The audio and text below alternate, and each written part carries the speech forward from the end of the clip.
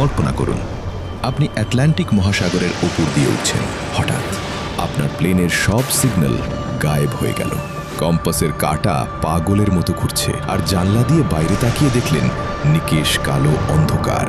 আপনি কি জানেন গত 100 বছরে এই এক টুকরো সাগরে 1000-এরও বেশি মানুষ আর শতাধিক জাহাজ স্রেফ হাওয়ায় মিলিয়ে গেছে। কোনো ধ্বংসাবশেষ নেই, কোনো চিহ্ন নেই, সবই যেন গিলে খেয়েছে কোনো এক অদৃশ্য রাক্ষস। একে বলা হয় বারমুডা ট্রায়াঙ্গল বা শয়তানের ত্রিভুজ। 1945 সালে মার্কিন নৌবাহিনীর 5টি টর্পেডো বোমারু বিমান এই এলাকায় মহড়া দিতে গিয়ে নিখোঁজ হয়। আশ্চর্যের বিষয় হল তাদের খুঁজতে যাওয়া উদ্ধারকারী বিমানটিও আর ফেরেনি। দশকের পর দশক ধরে আমরা ভেবেছি এর পেছনে হয়তো এলিয়েন বা কোনো অতিপ্রাকৃত শক্তি আছে, কিন্তু 2026-এর আধুনিক বিজ্ঞান এখন এমন এক তথ্য দিয়েছে যা শুনলে আপনি চমকে উঠবেন। বিজ্ঞানীরা স্যাটেলাইট ইমেজে এই এলাকায় অদ্ভুত কিছু ষড়ভুজ আকৃতির মেঘ দেখতে পেয়েছেন।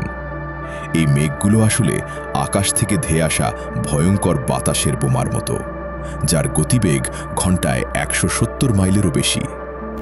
এই বাতাস যখন সাগরে আছড়ে পড়ে তখন তৈরি হয় দানবীয় সব ঢেউ, যা আস্ত জাহাজকে মুহূর্তেই ডুবিয়ে দিতে পারে।